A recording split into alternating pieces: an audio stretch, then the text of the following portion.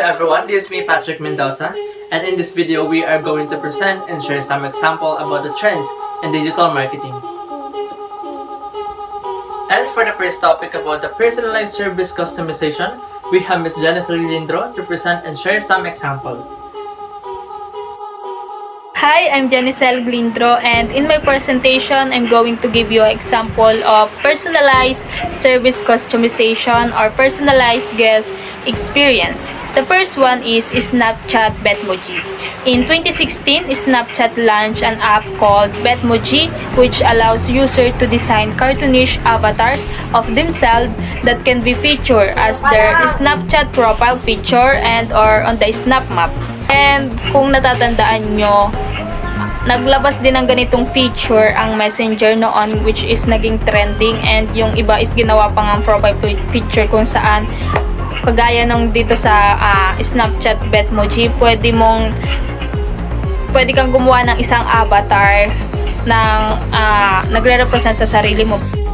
So the next one is a Coca-Cola campaign. So back in 2011, Coca-Cola launched its famous Share a Coke campaign in Australia, bringing it to the US in 2014. According to that some source, Coke will soon be adding surname to bottle like Perez and Mendoza. And Ivan Holland said, last names give us the opportunity to invite more people into the campaign. And Coca-Cola brand director told that it's just a great way to up the reach. In addition to that effort, according to SNBC, Coca-Cola Great Britain will soon be including the names of famous vacation destination on bottles like Hawaii and Miami.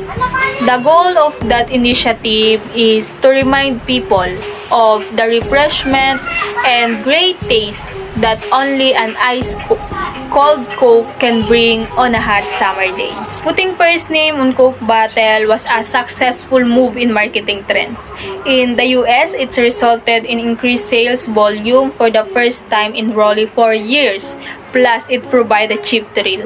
I know that I internally scream with excitement when I find a bottle that say Geinescelle, and there is the option to customize your bottle labels. You can search sharecoke.com, which allow you to write whatever you want as exclusionary to those with a unique last name. So that's all. Thank you. And for the next topic about the interactive marketing, we have here Ms. Karylle Olase to present and also share some example. I'm Karylle Olase, and I will present the interactive marketing. Interactive marketing, also known as event-driven or trigger-based marketing, is a marketing tactic that involves acting in direct response to a consumer's actions, behavior, preferences, expectations, or demands. The practice has been used for more than a decade in digital advertising, but has become more prolific now that the safety has become a priority because of the pandemic. Traditionally, marketers would follow a single path in creating an advertisement, post it, and waiting for a response from the target audience. But right now, we use different types of marketing to reach the potential clients. Showing customers that you understand and care about their needs, wants, and interests is an excellent way to build their trust. Also, customers that are short on time are generally looking for more content that they can easily digest. They need help to choose the right product, and you can help them in choosing it. I will give you 2 examples of interactive marketing. Number 1 is contests and giveaways. Example for contests and giveaways is the YouTube bloggers and Filipino actors. As they have partnership to a certain brand or they want to help the local brands to be known more, they use social media platforms to do it. And they usually use their Instagram accounts. They put instructions like follow this account and tag 3 friends, and you are already done. Consumers love contests and giveaways because it's a win situation for them if they got picked. It was also quick and simple to do.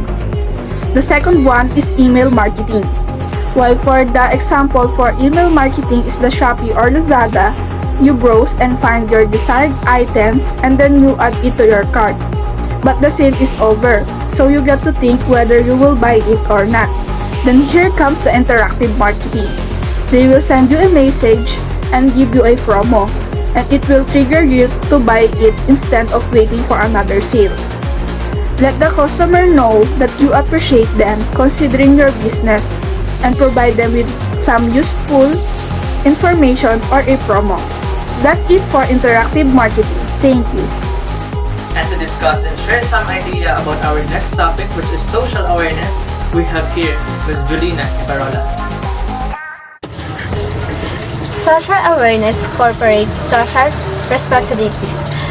One of the CSR of San Miguel Corporate is education.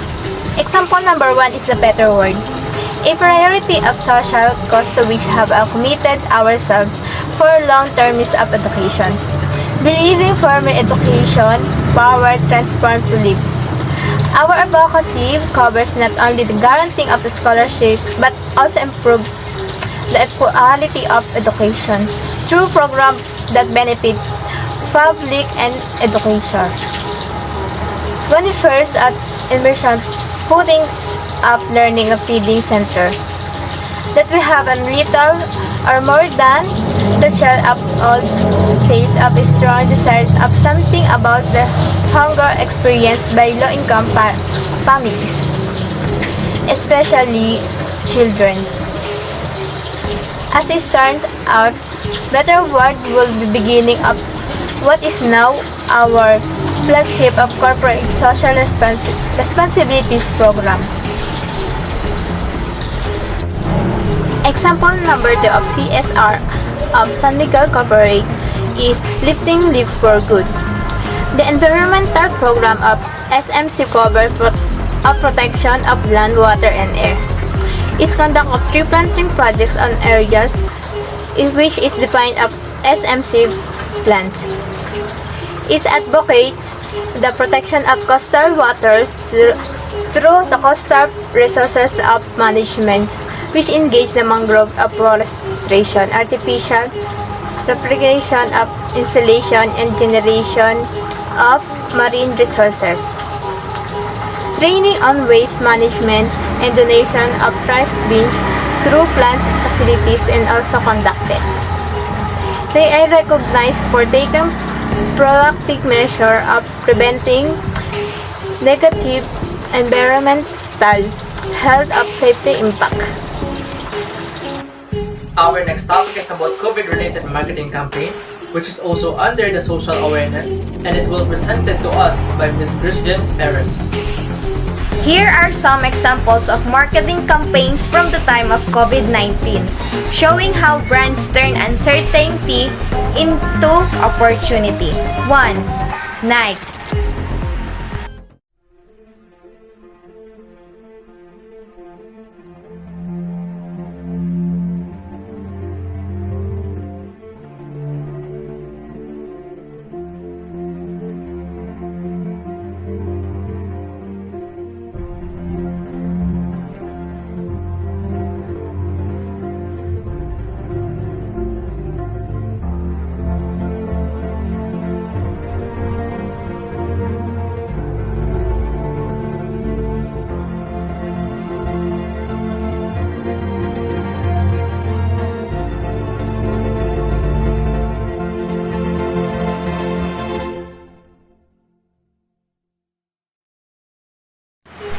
Nike always seemed to get the tone just right, and they didn't let us down this time around.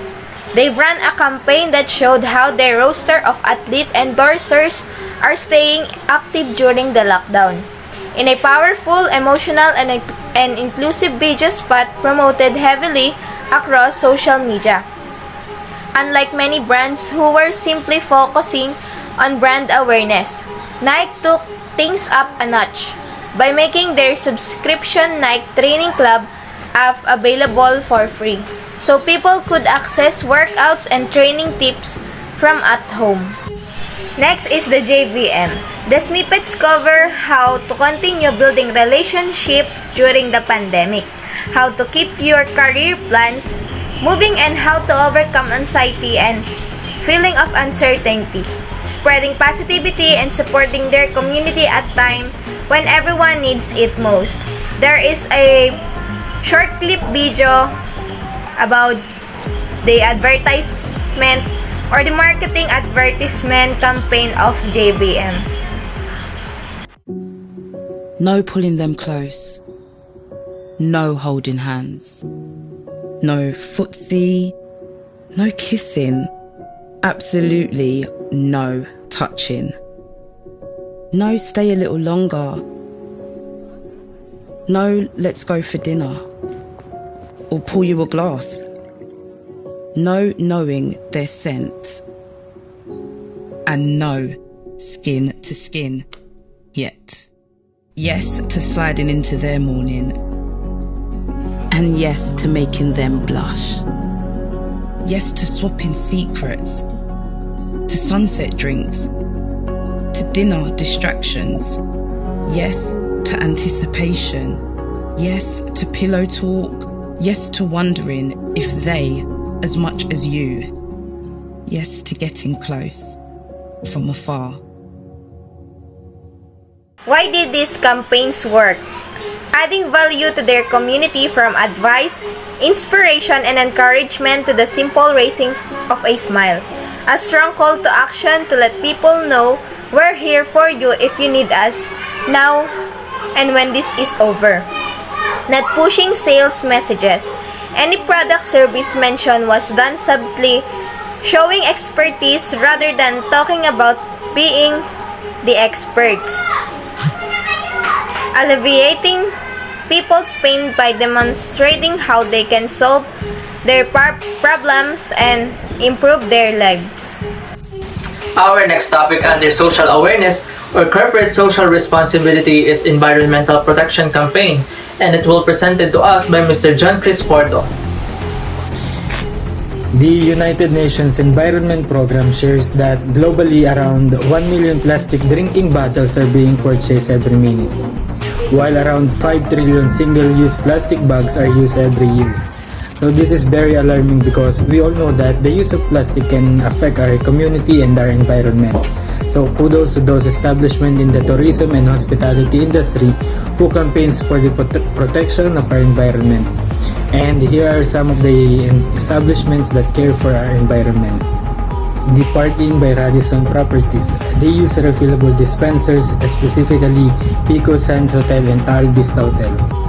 They replace their single-use amenities with refillable 30 ml bottles and have likewise shifted to using biodegradable takeout packaging instead of microwavable plastic containers.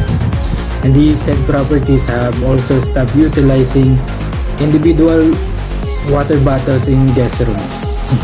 As a substitute, glass pitchers which can be refilled outside the room are made available. The next one is the Radisson Blue Cebus paper pastry boxes. They initiate towards the promotion and implementation of sustainable tourism practices in the Philippines.